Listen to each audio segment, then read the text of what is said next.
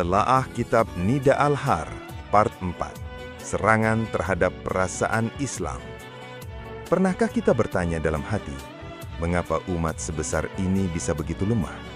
Mengapa kita seolah kehilangan daya untuk marah saat agama kita dihinakan dan kehilangan gairah saat kebenaran diserukan? Malam yang sunyi seringkali menjadi saksi bisu kegelisahan kita. Di tengah hening, hati berbicara lebih jernih. Dan dalam kejernihan itulah kita diajak untuk menyelami sebuah kitab, Nida Al-Har, yang ditulis oleh seorang pemikir besar abad ini, Syekh Taqiyuddin An-Nabahani. Mungkin kita bertanya, apa maksudnya perasaan Islam? Bukankah Islam itu soal keyakinan di kepala dan amal di tangan? Syekh Taqiyuddin mengajak kita melihat lebih dalam. Beliau berkata bahwa ideologi tidak hanya hidup di otak, ia juga hidup di hati. Ia adalah dorongan batin, sensitivitas, kecintaan, kemarahan, loyalitas, dan kebencian yang lahir dari akidah. Inilah yang disebut perasaan Islam. Bayangkan ini seperti sebuah bangunan megah. Pemikiran Islam adalah pondasi dan tiangnya. Hukum-hukumnya adalah dinding dan atapnya.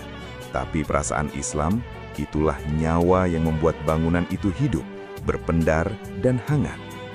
Ia adalah semangat yang membuat penghuninya rela berkorban, rela mencintai dan membenci karena Allah. Dan disinilah titik paling berbahaya dari serangan musuh. Mereka tahu jika hanya menyerang pemikiran, umat bisa berdebat. Jika menyerang hukum, umat bisa mencari dalil.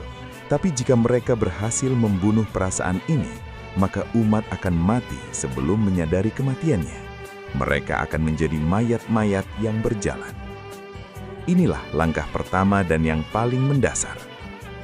Dalam Al-Quran, ada konsep yang sangat jelas, al-wala wal-bara, loyalitas hanya kepada Islam dan kaum muslim, serta berlepas diri dari kekufuran dan pelakunya. Inilah dinding pemisah yang menjaga identitas kita. Maka serangan pertama diarahkan ke sini, dengan lembut didengungkanlah kata-kata manis. Mengapa harus membeda-bedakan? Bukankah kita semua manusia? Cinta khusus kepada Muslim itu namanya fanatisme. Marah jika Islam dihina, itu namanya ekstremisme. Mereka ganti konsep agung ini dengan slogan-slogan universal yang tampak indah. Kemanusiaan di atas agama, atau semua agama sama saja. Ujung-ujungnya, batas antara iman dan kufur menjadi kabur. Seorang Muslim bisa duduk tenang bersama para penghina Islam, karena yang penting kan kemanusiaan. Identitas kita dikoyak sedikit demi sedikit. Kita menjadi netral, tidak punya teman sejati, dan tidak punya musuh yang jelas. Setelah tali loyalitas diputus, mereka menawarkan pengganti. Inilah langkah kedua. Ikatan ummah yang begitu luas, yang mempersaudarakan seorang Muslim di Aceh dengan Muslim di Maroko, dipersempit. Dipersempit menjadi ikatan tanah air, bangsa, etnis, dan bahasa. Tiba-tiba kita lebih bangga sebagai orang Jawa, orang Sunda, orang Batak, daripada bangga sebagai Muslim. Orang Turki dibanggakan dengan keturkiannya, orang Arab dengan kearapannya. Semangat ukhuwah Islamiyah yang dulu mampu merobohkan tembok-tembok Persia dan Romawi, kini terkikis habis oleh tembok-tembok baru bernama nasionalisme. Umat pun terpecah belah. Lihatlah konflik di mana-mana, saudara satu agama saling membunuh hanya karena berbeda bendera. Inilah hasilnya, sebuah alat pemisah yang sangat ampuh. Lalu masuk ke tahap yang lebih berbahaya. Ini bukan lagi serangan fisik, tapi serangan terhadap harga diri. Dengan dalih kebebasan berpikir dan penelitian ilmiah, simbol-simbol suci kita diinjak-injak. Al-Quran dikritik habis-habisan, kenabian Muhammad dipertanyakan, para sahabat yang mulia dicaci maki.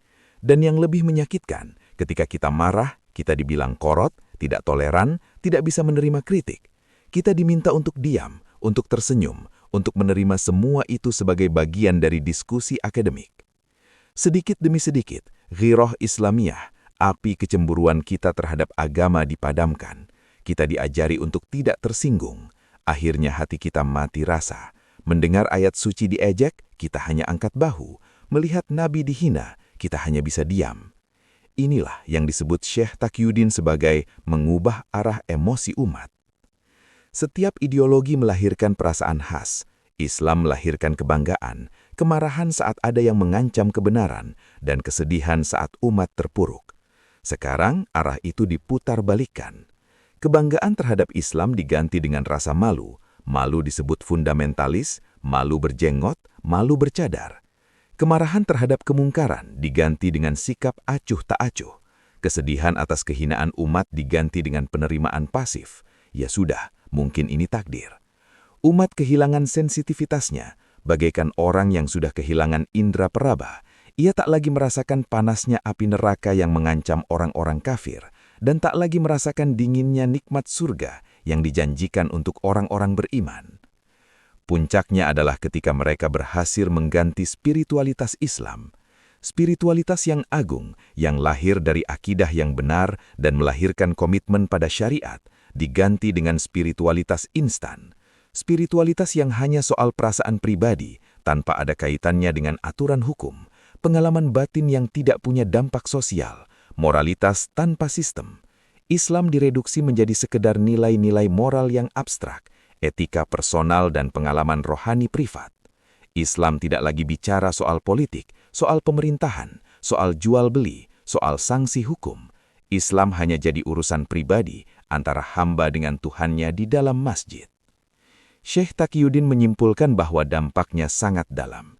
Umat tidak lagi merasakan sakit atas kehinaan politiknya, tidak lagi marah atas penerapan hukum kufur, tidak lagi bangga atas sejarah dan syariatnya, tidak lagi memandang Islam sebagai identitas kolektif.